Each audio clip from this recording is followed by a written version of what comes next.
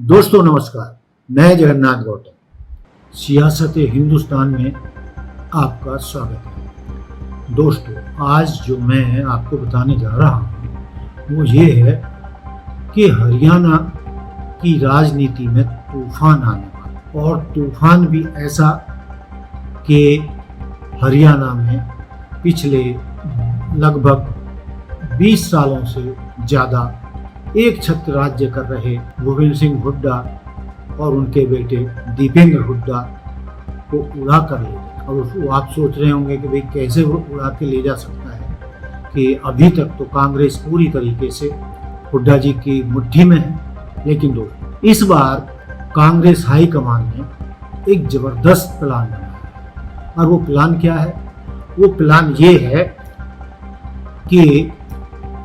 हुड्डा की काट के लिए कांग्रेस हाईकमान ने पूर्व केंद्रीय मंत्री,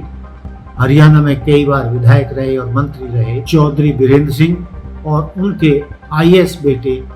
ब्रजेंद्र सिंह को सौंप दिया। और इसमें चौधरी बीरेंद्र सिंह का एक बयान बहुत ही धांसू है, जिससे कि कांग्रेस के, या यूं कहें कि हरियाणा कांग्रेस के कान खड़े हो गए। और वो कान किस तरीके से खड़े हुए? दोस्तों, अभी पिछले दिनों चौधरी बीरेंद्र सिंह ने अपने समर्थकों की एक बैठक बुलाई थी, जिसमें उनके समर्थकों की अच्छी खासी भीड़ जमा हुई, और उन्होंने उस भीड़ के सामने मंच से दावा किया कि मैंने हरियाणा में कांग्रेस को सुधारने का ठेका ले लिया है। और वो ठेका किस तरीके का है? वो ये है कि चौधरी बीरेंद्र सिंह बताते हैं कि कांग्रेस में जो ये गुटबाजी है, इतने दिनों से गुटबाजी चल रही है, और इस गुटबाजी ने जिस तरीके से कांग्रेस हाईकमान को परेशान कर रखा है, और उस परेशानी की जड़ है बाप बेटे भूपेंद्र सिंह हुड्डा और दीपेंद्र सिंह हुड्डा। उन्होंने कांग्रेस पर इतना सख्ती से वर्चस्व जमाया हुआ है कि कोई और नेता कांग्रेस में खड़ा नहीं हुआ। कई दिग्गज नेता तो उनके अड़ियल रवैये के चलते कांग्रेस छोड़कर भाजपा या दूसरे दलों में जा चुके हैं। लेकिन दोस्तों, कांग्रेस हाईकमान एक लंबे समय से इस युगत में जुड़ा हुआ था कि किस तरीके से हुड्डा के वर्चस्व को तोड़ा जाए, और इसी के चलते अभी तक कांग्रेस का विधायक दल का नेता प्रतिपक्ष का नहीं चुना जाना और प्रदेश अध्यक्ष का नहीं चुना जाना, यही बताया जा रहा है कि भूपेंद्र सिंह हुड्डा कांग्रेस हाईकमान को कोई फैसला लेने नहीं दे रहे हैं। जो भी कांग्रेस हाईकमान फैसला लेता है, ये अपनी टंगड़ी अड़ा देते हैं, और अपनी बात मनवाने के लिए कांग्रेस हाईकमान पर जबरदस्त जोर बनाए हुए। अब हुआ क्या है कि चौधरी बीरेंद्र सिंह ने कांग्रेस हाईकमान से मिलकर ये नारा प्रदेश कांग्रेस को दिया है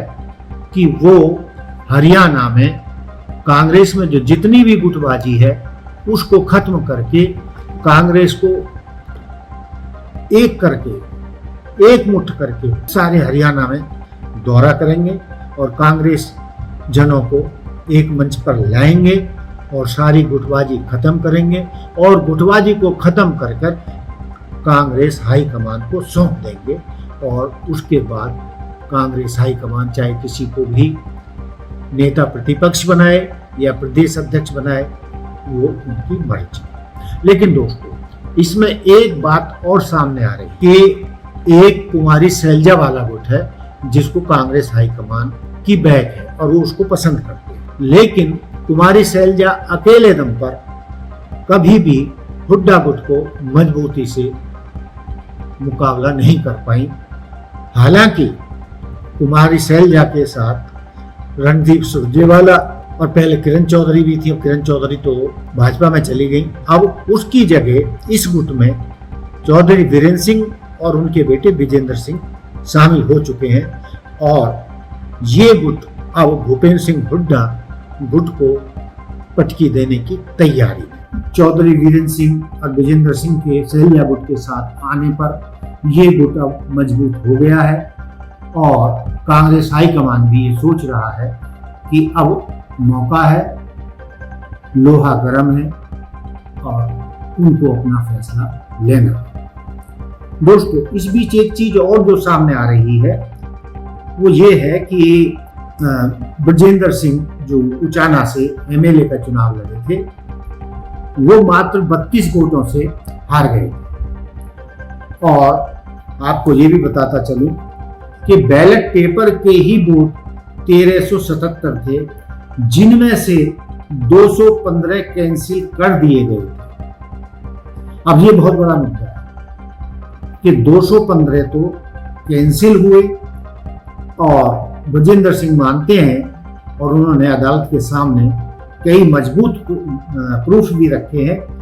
कि इन 215 वोटों को जो रद्द किया गया है ये उनके वोट थे, और यदि इनको रद्द नहीं किया जाता, जानबूझकर रद्द किया गया, तो जब इनकी गिनती हो रही थी पोस्टल बैलेट पेपर की, तो उसमें ब्रजेंद्र सिंह आगे चल रहे थे, लेकिन जानबूझकर बैलेट पेपर में 215 वोट कैंसिल किए गए और उनको पीछे छोड़ दिया गया। इसके अलावा दोस्तों, जिस तरीके से राहुल गांधी ने वोट छोड़ गद्दी छोड़, वोट चोर गद्दी छोड़ और ये नारा पूरे देश में पहुंचा दिया है, और वो दावा कर रहे हैं कि हरियाणा की सरकार, महाराष्ट्र की सरकार और केंद्र की सरकार तीनों वोट चोरी करके सत्ता में आए हैं। अब ये बहुत बड़ा मुद्दा है, बहुत बड़ा आरोप भी है, और राहुल गांधी ने देश को ये समझाने में कामयाबी भी प्राप्त की है कि जो वो कह रहे हैं वोट चोरी का मामला ये बहुत हल्का नहीं है, और यदि वोट चोरी नहीं होती तो भाजपा केंद्र में तीसरी बार नहीं आती, बहुमत से तो पीछे छूट ही गई, और उसे चाहे अनचाहे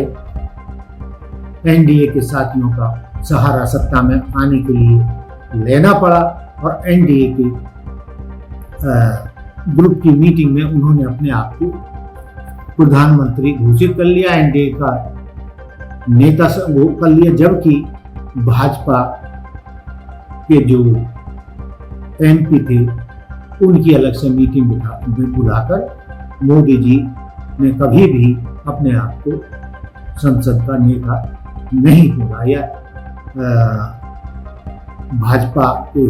जो सांसद जीत कर आए थे उनकी बैठक उन्होंने नहीं बुलाई और उनसे अपने आप को नेता नहीं चुना। तो ये भी एक बड़ा मुद्दा है। तो दोस्तों, देखते रहिए 66 हिंदुस्तान। जय हिंद, जय भारत, जय संविधान, नमस्कार।